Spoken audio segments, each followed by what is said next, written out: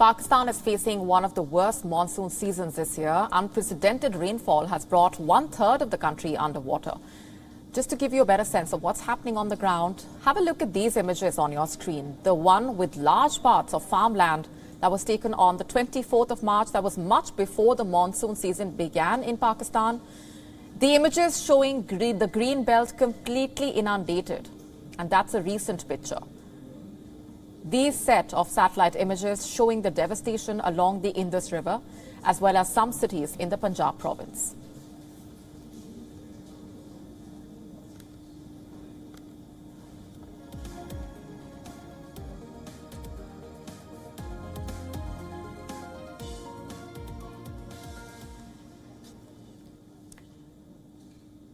Here's a look at some numbers now. According to Pakistan's National Disaster Management Authority, over 1,000 people have lost their lives since June, and this number is likely to go higher as the worst of the rainfall is yet to arrive. Over 1,500 citizens have sustained injuries, and over 33 million people have been affected across the country, which means 1 in every 7th Pakistani has been impacted by the ongoing monsoon. And coming to the infrastructure now, the floods have so far fully destroyed over 300,000 houses and partially damaged close to 700,000 houses. Meanwhile, the livestock lost standing at a little over 720,000.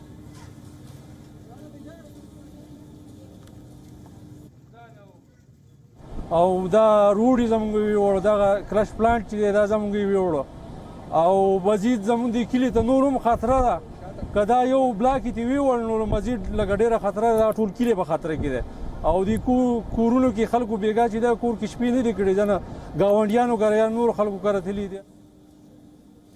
Rescue and relief operations are being carried out by the Pakistan forces in the affected areas. Have a look at these visuals coming from Khyber Pakhtunkhwa. A boy was stranded in the middle of a heavily flooded stream there when a helicopter came by for a very risky rescue operation.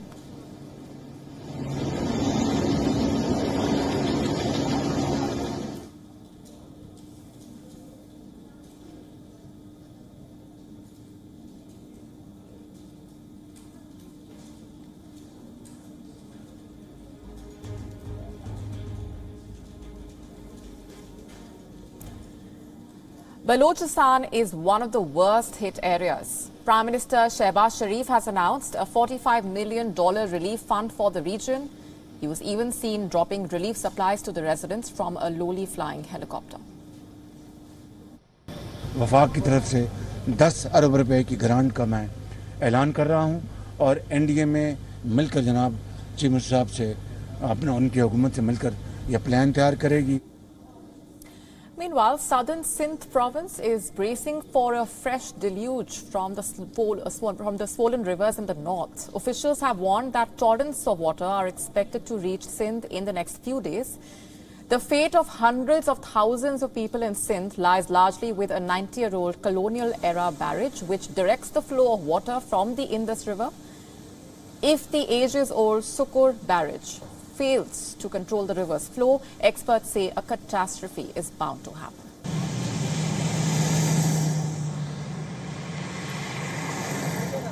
हमारे पास और भी एक बड़ा तूफान हमारे ऊपर आ रहा है.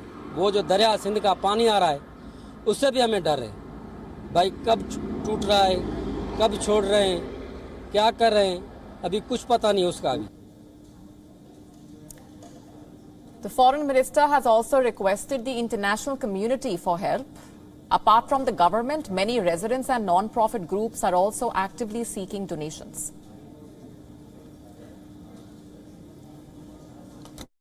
हम खुद घर उधर पानी में डूब गए हैं. कोई सामान के कैसे तरीके से आएगा? सामान तो हम खुद देखो कैसे क्या हालत में ले आ रहे हैं. कोई हुकूमत का आदमी भी नहीं है, कोई मदद करने वाला भी नहीं है, कोई पूछने वाला भी नहीं है.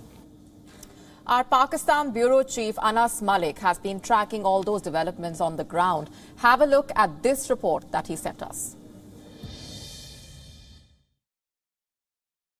Well, more than 1,100 people have lost their lives in floods that have been wreaking havoc across the country.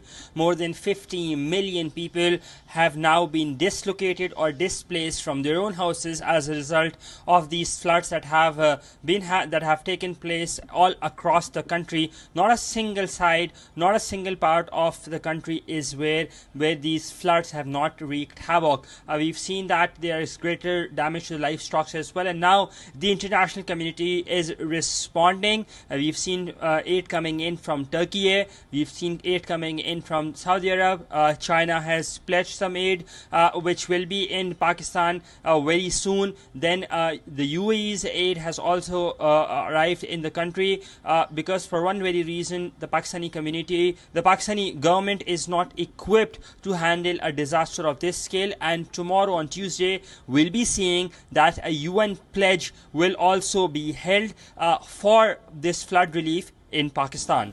Anas Malik, Islamabad, Pakistan for WION, World is One. And for more on this, with us on the broadcast is Harun Akram Gill, who is a climate change campaigner based in Islamabad. Thanks very much for being here with us. If you can start off by sharing with us the latest from on the ground, what is the situation looking like at this point? The situation is worse than ever. These floods are more catastrophic than the floods we had, which was called super flood in 2010. More than 1,000 deaths have occurred, and the toll is gradually going higher.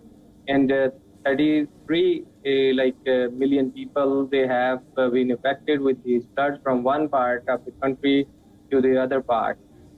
We have lost our crops.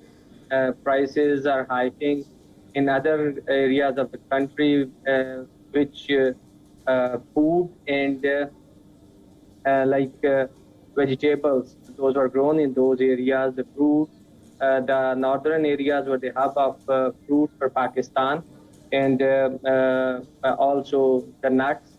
And the central part of the country was responsible for the other cereals, and the Sindh part of the area was responsible for wheat and rice crop. So the things have gone worse. There is I can say the losses are more bigger than the 2000 floods we had. Right. Do you have a question? Yes, Pakistan has sought for international help. Do you think this funding should be in line with the climate compensation that the Western countries already owe to the developing countries? Well, this has now become a very vibrant question that the countries like Pakistan, India, Nepal, Sri Lanka, these countries are they have no share in you can say the least share in GHG emissions, and the countries, the so-called developed countries, they have the larger proportion of GHG emissions. They should compensate these aids. The Pakistani government has appealed from other countries, and other countries like Turkey and US and Germany and others, they have they have shown their grief on the losses, and they have said to give the aid in this regard. This aid must be in alignment, in accordance with the compensation they already have committed. Unfortunately, the compensation, the Global Climate Fund and the other funds, that is not being given to the poor countries properly. Pakistan, now we have larger losses. We have our infrastructure ruined, our crops ruined. We have our people and their cattle. We have lost so many things. So these aids must be aligned to the compensation, the $1 billion funds that had been created on the occasion of COP21 in 2015, the Paris Agreement, Paris Accord, this should be aligned with those compensations. Right. Harun Akram, thanks very much for being here on the broadcast and sharing those perspectives. Thank you. WION now available in your country. Download the app now. Get all the news on the move.